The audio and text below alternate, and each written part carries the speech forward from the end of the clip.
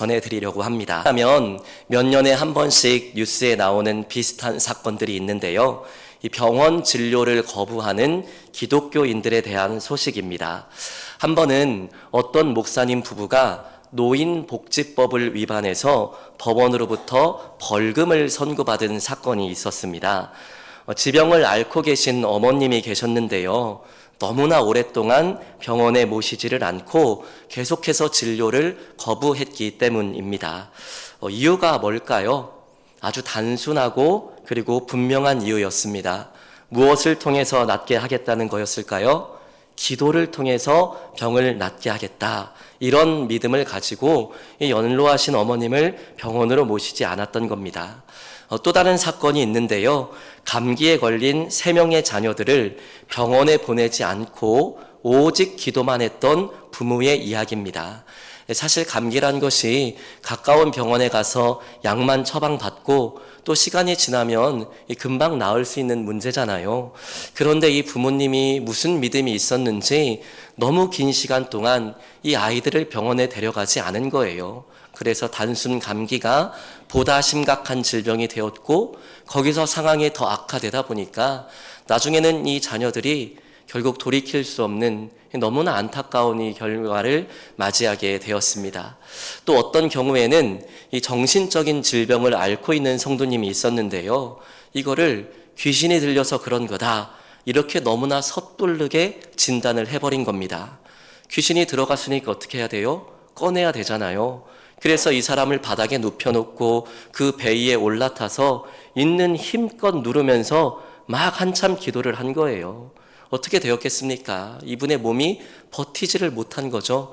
결국은 이 법의 판단을 받게 되는 너무나 또 안타까운 이런 사건이 있었습니다. 도대체 왜 이런 일들이 자꾸 반복이 되는 것일까요?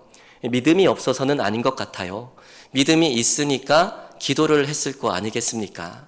문제는 믿음이 없는 것이 아니라 믿음에 대한 이해가 잘못되었기 때문입니다. 병을 고치는 신유의 역사를 의학과 반대되는 것으로 오해를 한 거예요. 그리고 병원에 가서 진료를 받는 행위나 약을 복용하는 행위를 마치 믿음이 없는 행동처럼 착각했기 때문에 이런 끔찍한 일이 자꾸만 생기는 것입니다. 성경은 의학적인 치료를 절대로 부정하지 않습니다. 예수님께서도요, 건강한 자에게는 의원이 쓸데없고 병든 자에게라야 쓸데있다. 이렇게 말씀을 하셨거든요. 이 말씀에는 병든 사람에게는 의사가 필요하다라는 사실이 이미 암시되어 있는 것입니다. 또 이 구약시대에 히스기야 왕이 죽을 병에 걸린 적이 있습니다. 그러니까 얼마나 절박했겠어요? 하나님께 나아가서 기도합니다. 주님 살려주십시오. 제가 얼마나 선한 일을 했는지 주님 아시지 않습니까? 그때 하나님께서 그 기도에 응답해 주시는데요. 이사야 선지자를 통해서 상처에 무화과를 붙이라고 응답을 해주세요. 이 무화과가 뭐냐면 고대 근동사회에 이 말린 무화과를 갈아서 약재를 만들었거든요. 그래서 상처나 종기, 염증 이런 데에 그 무화과를 붙여서 병을 낫게 하는 일들이 있었습니다. 그러니까 이 약이라는 것이요, 믿음과 반대되는 행위가 아니라 오히려 하나님께서 기도의 응답으로 주신 병을 고치는 선한 도구로 활용이 되었다는 거예요. 혹시 몸이나 마음의 병으로 아프실 때 내가 이제 믿음으로 이 약을 끊겠다 이렇게 생각하는 분이 계신다면요, 생각 바꾸셔야 됩니다. 믿음으로 약을 끊는 것이 아니라요, 이 약을 하나님께서 치유의 통로로 사용하실 수 있다. 이런 믿음을 갖고 약을 잘 드셔야 됩니다. 생명을 살리는 의학적인 지식은요, 마귀가 준 게 아니에요. 이건 하나님께서 성령을 통하여 일반 은총의 차원에서 인류에게 주신 선물입니다. 하나님께서 주신 선물을 감사함으로 받으시고 믿음으로 잘 활용하실 수 있기를 주님의 이름으로 축복합니다. 그럼에도 한 가지 분명히 기억해야 되는 사실이 있죠. 성경에 기록된 놀라운 신유의 역사들, 책 속에 갇혀있는 이야기가 아니라요, 오늘날에도 여전히 일어날 수 있는 하나님의 역사라는 겁니다.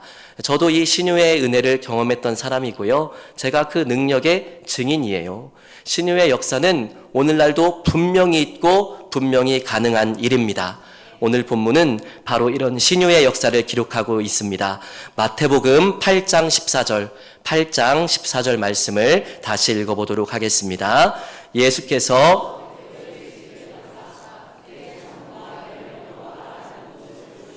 아멘. 베드로의 집에 예상하지 못한 문제가 찾아왔습니다.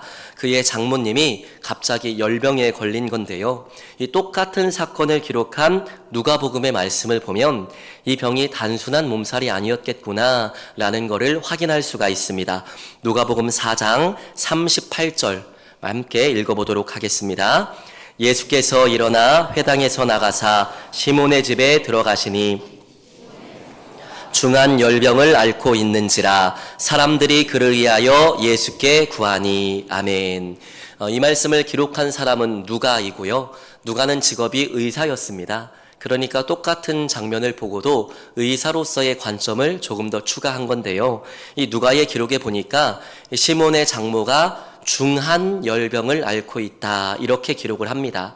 여기서 중하다라고 번역한 단어가요, 크다, 위대하다, 강하다 이런 뜻을 갖고 있는 단어입니다. 근데 이 똑같은 단어가 어디에 사용이 되냐면 예수님께서 종말에 대해서 말씀하실 때 이 시대의 마지막에 아주 큰 환란이 있을 것이다 라고 설명을 하시거든요. 그때 사용했던 크다 이 단어가 이 시몬의 장모가 앓았던 중한 열병 똑같은 단어입니다. 그리고 앓고 있다 이렇게 번역한 단어는요, 짓누르다, 압박하다, 몰아붙인다 이런 뜻을 갖고 있는 단어예요. 그러니까 지금 베드로의 장모가 걸린 이 열병이요, 아주 그냥 정말 생명을 압박할 수 있을 정도로 아주 크고 또 심각한 병이었다는 것을 우리는 말씀을 통해 확인할 수가 있습니다. 어쩌면 우리 중에도요, 이 베드로의 장모처럼 질병으로 인해서 압박과 또 몰아붙이는 이런 일들을 당하고 계신 분이 있을지 모르겠어요. 우리 교회가 매주 금요일마다 이 환우분들을 위해서 기도를 하잖아요. 네, 매주마다 이 환우 명단이 새로 올라오는데 여러분 그 명단에 보시면요, 진짜 병 때문에 고생하는 분들이 정말 많이 계세요. 어떤 분들은 오랜 기간 동안 이 항암 치료 때문에 힘들어하는 분도 계시고요. 일주일에 몇 번씩 투석을 하는 그런 분들도 계십니다. 귀가 잘 들리지 않는 분도 계시고요. 허리에 문제가 있는 분도 계시고, 또 어떤 분들은 이 마음의 병 때문에 참 힘들어하는 그런 분들도 계세요. 그런데 이 명단에 올라와 있는 분들이 전부가 아니거든요. 어떤 분들은 이 명단에 올려주지 말아주세요 그렇게 부탁을 하는 분들도 계세요. 주로 심하게 많이 아픈 분들이 그런 요청을 하십니다. 우리가 살아가면서 이런 일들을 겪지 않으면 얼마나 좋겠습니까? 그러나 마치 이 불청객처럼 내가 초대하지도 않았는데 어느 날 불쑥 내 인생에 찾아와서 끼어드는 겁니다. 겪어보지 않은 분들은 이게 얼마나 힘들고 정말 신앙 안에서 절망을 겪게 되는지 잘 모르실 거예요. 그분들뿐만 아닙니다. 곁에서 간호하시는 가족들, 이것도 사실 쉬운 일이 아니거든요. 여러분, 이런 일들은 누구에게나 일어날 수 있고요, 우리 주변에도 참 많이 일어나는 일들입니다.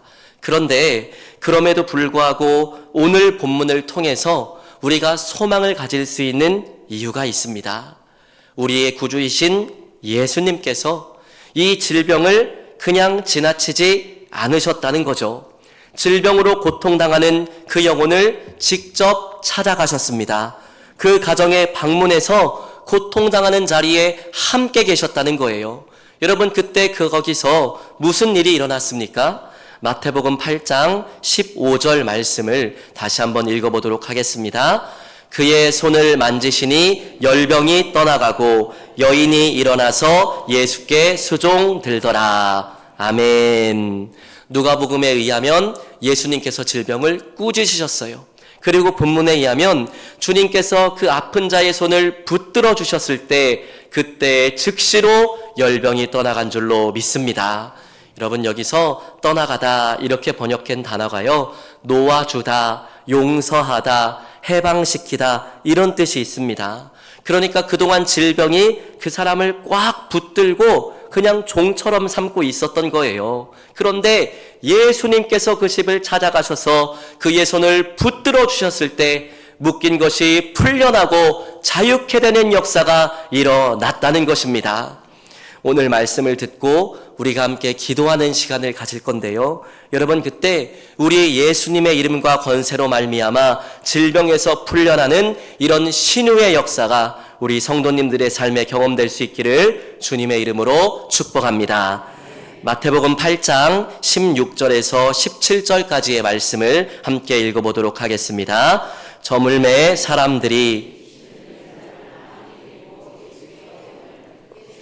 말씀으로 귀신들을 쫓아내시고 병든 자들을 다 고치시니 이는 선지자 이사야를 통하여 하신 말씀에 친히 담당하시고 병을 짊어지셨도다 함을 이루려 하심이더라. 아멘. 날이 저물자 더 많은 사람들이 아마도 소문을 듣고 예수님을 찾아왔던 것 같아요.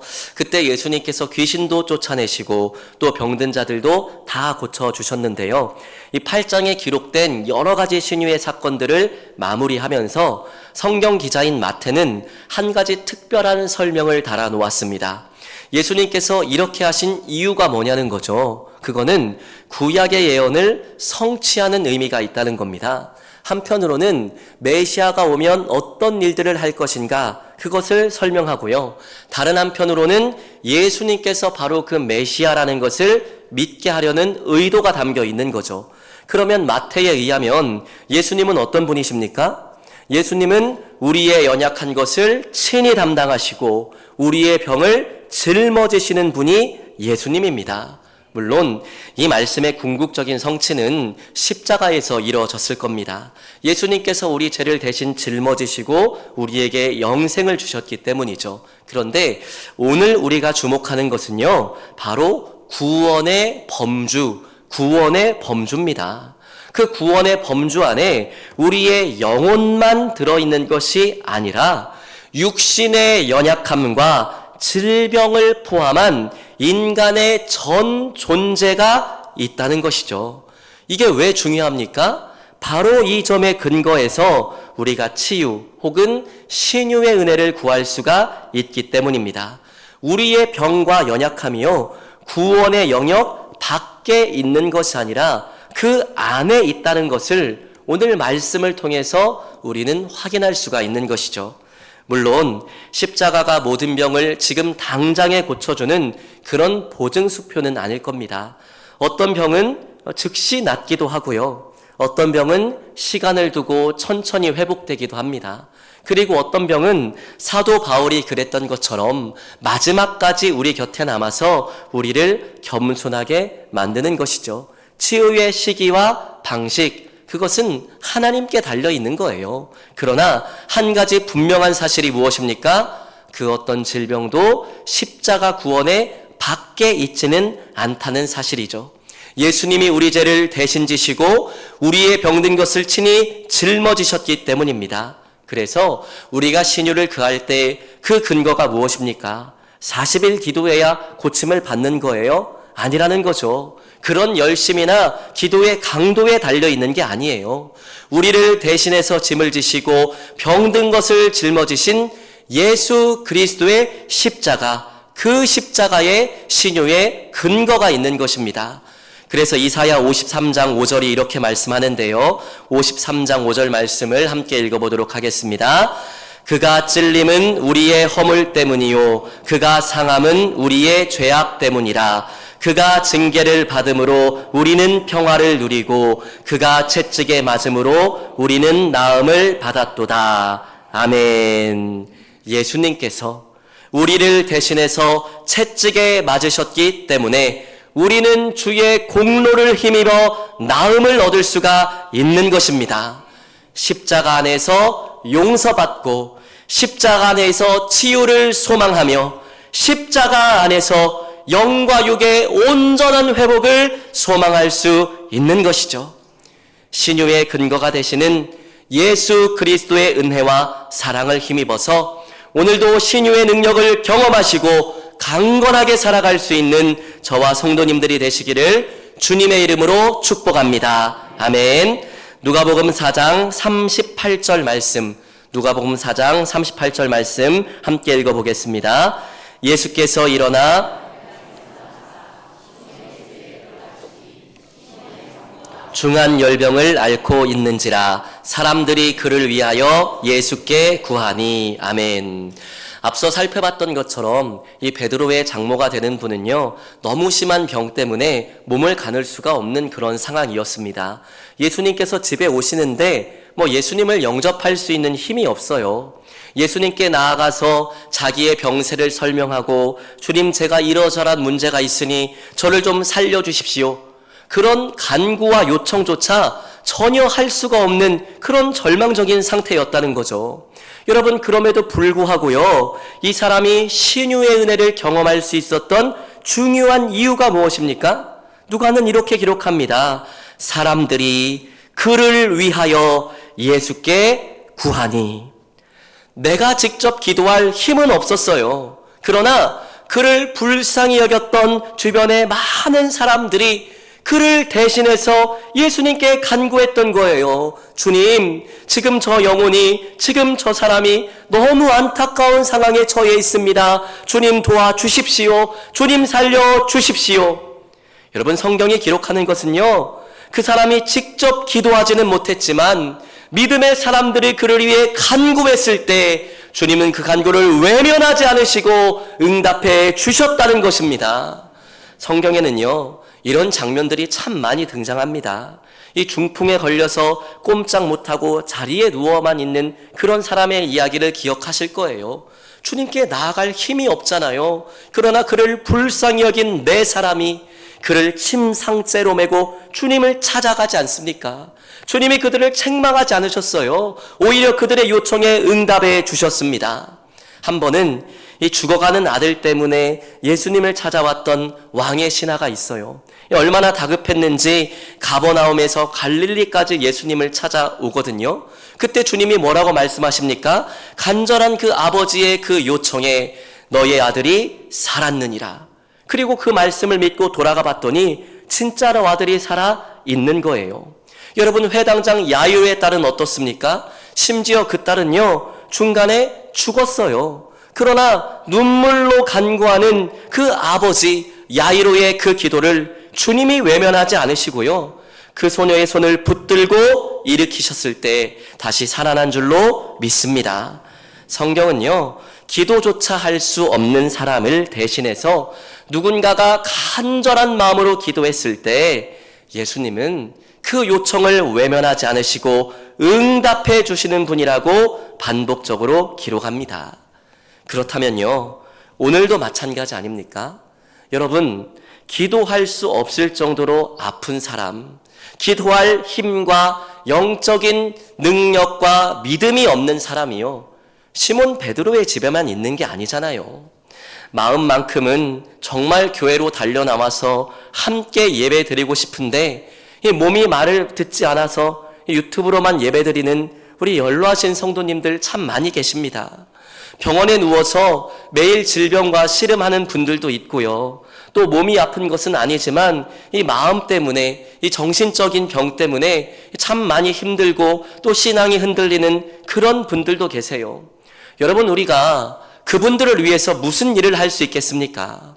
오늘 본문에 나오는 사람들처럼 그들을 위하여 예수님께 간구하는 일, 우리가 마음을 모아 그들을 위해서 기도의 제목으로 우리가 주님 앞에 올려드리는 일, 그 일은 우리가 할 수 있는 일입니다.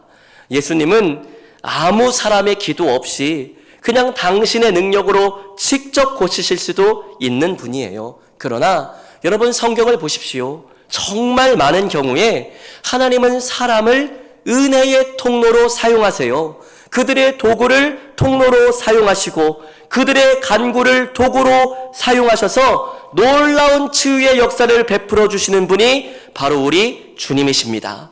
여러분, 그렇다면 우리가 주저할 이유가 있겠습니까? 우리의 마음과 시간과 목소리를 주님께 드리시기를 바랍니다. 그래서 우리의 중보 기도를 통해 우리 교회의 놀라운 신유의 역사와 간증의 고백들이 매주마다 새롭게 나타날 수 있기를 주님의 이름으로 축복합니다. 제가 청년 때 제가 다니던 모 교회에서요, 이 신유 집회를 한번 열었던 적이 있어요. 그러니까 목사님들 중에는 이 신유의 은사를 받은 분들이 계시거든요. 그래서 그분들이 안수하고 기도할 때 이 질병이 낫는 일들이 참 예전에 많았습니다. 그날도 강사님께서 오셔서 말씀을 전하시고 또 이제 아픈 분들을 위해서 안수해주는 그런 순서가 예정이 되어 있었어요. 근데 제가 청년 때니까 한 20년 전의 일이거든요. 지금도 잊지 못하는 장면이요. 이 강사 목사님께서 설교를 시작하시자마자 대뜸 이렇게 폭탄 발언을 던지는 겁니다. 제가 오늘 여기 강사로 왔지만 솔직히 이 신유 집회 하고 싶지 않습니다. 그게 강사님의 첫 마디였어요. 기껏 강사로 초대해 왔더니 첫 마디가 하기 싫다. 이게 뭐 남의 교회 집회에 망칠 일이 있습니까? 너무 황당한 이야기잖아요. 제가 청년이었는데도 너무 황당했던 기억이 나요. 아마 모르긴 몰라도 그 당시 교회 교역자분들이나 장로님들은 야, 이거 강사 초대 잘못했구나 싶어서 정말 깜짝 놀라셨을 겁니다. 그런데 그 강사님이 하시는 이야기를 가만히 듣고 봤더니 왜 그런 말을 했는지 이해가 되는 거예요. 이분이 은사가 있으니까 전국 교회를 돌아다니면서 집회를 했을 거 아닙니까? 그리고 그 집회마다 진짜 성령의 역사가 나타나서 많은 분들이 병에서 고침을 받은 거예요. 한 번은 예전에 집회를 했던 교회에 다시 방문을 한 겁니다. 그러니까 목사님께 물어봤겠죠. 목사님, 예전에 어떤 권사님 그때 이런 병으로 치유받았는데 지금 좀 어떠세요?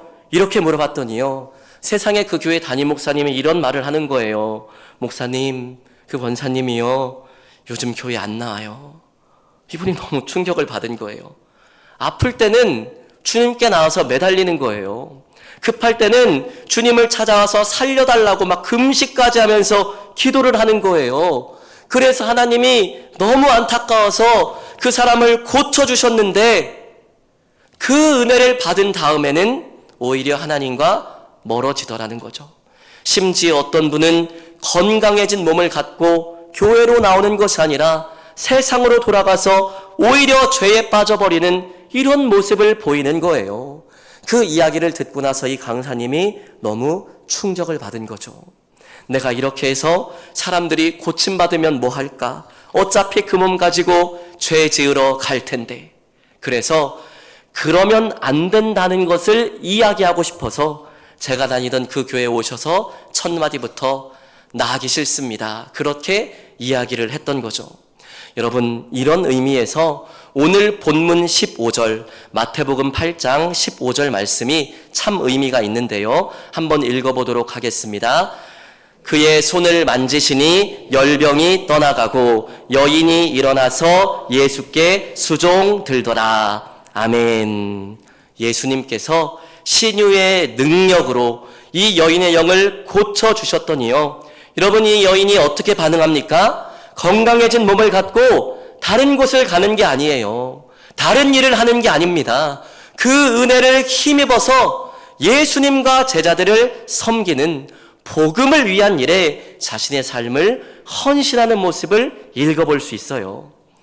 화장실 들어갈 때 나올 때 다르다 그런 말들도 있잖아요.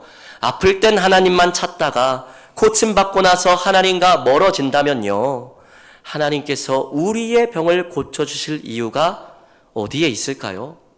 아파야 주님을 찾는 사람이고 문제가 있어야지만 하나님을 가까이 하는 그런 믿음이라면 그 사람의 영생을 생각했을 때 어떻게 보면 문제가 계속 있는 편이 더 나을 수도 있는 것 아니겠습니까? 여러분, 그런 믿음은요, 이 삶이 너무 힘든 거예요. 주님께 멀어질 때마다 하나님이 자꾸 징계를 주시니까요. 그래서 아파야지만, 문제가 생겨야지만 나 좀 살려달라고 주님께 나오는 거잖아요. 여러분, 우리의 믿음의 수준이 이런 문제가 있어야 주님을 찾는 이 신앙을 넘어설 수 있기를 바랍니다. 신유의 은총으로 하나님께서 나를 치유해 주시고 나의 삶의 강건함을 허락해 주시면 그 강건함을 힘입어서 하나님께 더욱 가까이 나오시고 말씀에 순종하는 믿음의 사람이 되시기를 주님의 이름으로 축복합니다. 미국에 존 파이퍼라는 아주 유명한 목사님이 계십니다. 2006년에 이 목사님이 암이라는 진단을 받는데요. 상황이 그렇게 좋지가 않았던 것 같아요. 그래서 교회와 성도님들에게 목사님의 상황을 솔직하게 다 고백을 합니다. 그리고 수술을 앞두고 있던 며칠 전에 글 하나를 발표하는데요. 제목이요. Don't waste your cancer. 우리말로 하면 암을 허비하지 말라. 암을 허비하지 말라는 내용이었어요. 이 글에서 파이퍼 목사님이 이렇게 말을 합니다. 하나님은 원하시면 저를 고칠 수 있습니다. 그러나 고치지 않으신다고 해도 그 병은 우연이 아니며 하나님의 손 밖에 있는 일이 아닙니다. 이 글에서 목사님은 암을 제거해야 되는 대상으로 보지 않고요. 이 병을 통해서 하나님이 나에게 이루실 뜻이 있다고 믿었습니다. 그래서 암을 이겨내는 것을 목표로 삼지 않고 암을 통해서 하나님을 더 깊이 아는 것을 목표로 삼겠다. 이렇게 고백을 했습니다. 그때 목사님께서 묵상한 말씀이 로마서 14장 8절 말씀인데요. 제가 읽어드리겠습니다. 우리가 살아도 주를 위하여 살고 죽어도 주를 위하여 죽나니. 병이 낫느냐 낫지 않느냐가 궁극적인 문제가 아니라 살아도 주의 것이고 죽어도 주의 것이라는 이 진리가 목사님의 마음을 붙들어 주었던 것이죠. 하나님은 고치실 수도 있고 그렇지 않으실 수도 있습니다. 그러나 어떤 경우든지 우리를 향한 하나님의 주권과 사랑은 변하지 않는다는 사실이 중요합니다.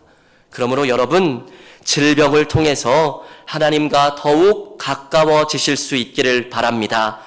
질병을 허비하지 마십시오. 질병을 허비하지 마십시오. 그 질병을 하나님을 아는 기회로 삼으시기를 주님의 이름으로 축복합니다. 그렇다면 오늘 말씀을 우리는 어떻게 적용해 볼 수 있을까요? 세 가지 실천사항을 말씀드리겠습니다. 첫째로 죄를 고백하며 기도하시기를 바랍니다. 야고보서 5장 16절 말씀을 함께 읽어보도록 하겠습니다. 그러므로 너희 죄를 서로 고백하며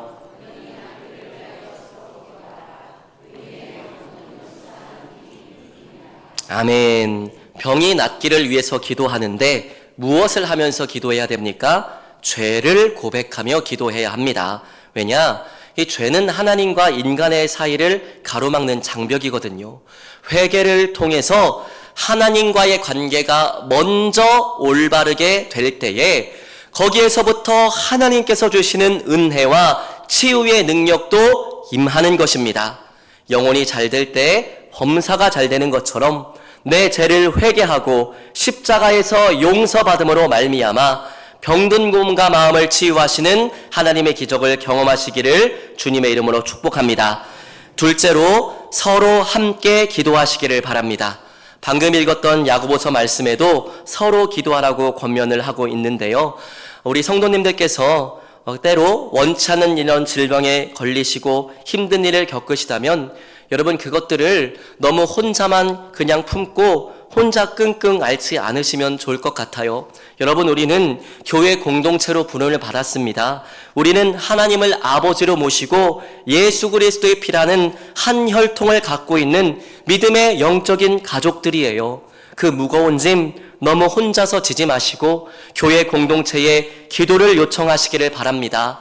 혹시 우리 성도님들 중에 누군가 아프다, 병들었다, 힘들다 이런 이야기를 전해들은 분이 계시다면요, 제가 부탁을 드리겠습니다. 그런 이야기들을 그냥 한순간에 대화거리, 이야기거리, 가십거리로 소비하지 마시고요, 반드시 기도의 제목으로 바꿔주시기를 바랍니다. 중보기도에 헌신하신 분들은 이 화요일마다 오셔서 아픈 분들을 위해 헌신적으로 기도해 주시고요, 그 아픈 분이 나의 교구다, 구역이다, 기간이다 그러면 그 구역과 기간에서 함께 기도해 주십시오. 우리 교회 공동체가 마음을 모아서 주님 앞에 간구할 때 우리의 모임 가운데는 주님도 함께 계실 것이고 주님 우리의 간구를 들으시고 응답해 주실 줄로 믿습니다. 하나님의 섭리와 주권을 우리는 다 알 수 없지만요, 낫고 안 낫고는 하나님께 속한 일이에요. 우리가 걱정할 필요가 없습니다. 우리가 할 일은 무엇입니까? 우리에게 속한 일, 우리에게 주어진 기도의 임무를 충성스럽게 감당하는 것입니다. 저와 여러분이 이 아픈 분들을 위한 신윤의 기도에 헌신할 수 있기를 주의 이름으로 축복합니다. 마지막 셋째, 몸과 마음의 질병이나 아픔으로 말미암아 영생을 사모하시기를 바랍니다. 성경에는 여러 가지 신유의 사건들이 참 많이 기록되어 있습니다. 심지어는 죽은 사람이 살아나기도 하죠. 그런데 그 다음은 어떻게 되었을까요? 예수님께 기적적으로 고침을 받았다고 해도요, 그 사람들이 남은 인생을 살면서 더 이상 단 한 번도 아프지 않거나 한 번도 병에 걸리지 않았을까요? 그건 아닐 거예요. 주님을 만나서 그 병은 회복되었지만 언젠가 또 다른 병에 걸린 적이 있었을 거고, 결국은 나이를 들면서 쇠약해지고 마침내는 죽었을 겁니다. 신유의 은혜는 참 감사하고 우리가 살아있는 동안 질병에서 회복시켜 주지만 그러나 영원하지는 않습니다.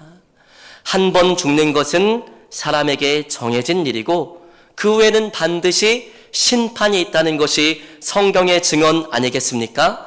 우리를 영원토록 안전하게 해주는 것은 예수 그리스도를 믿는 믿음 안에서 주어지는 영생입니다. 하나님의 아들 예수 그리스도를 믿을 때에 우리는 주님께서 몸소 보여주셨던 것처럼 주와 함께 부활하게 될 것입니다. 그날에는 더 이상 병든 몸이 아니라요, 하나님의 아들과 같은 신령한 부활의 몸을 입게 된다고 성경은 말씀하고 있습니다. 그러므로 신유의 은혜를 구하십시오. 그러나 신유를 넘어 예수님을 구하시고 영생을 사모하실 수 있기를 바랍니다. 그래서 소문보다 더 좋은 성도님들이 되시고 우리 교회는 소문보다 더 좋은 교회가 될 수 있기를 주님의 이름으로 축복합니다. 아멘.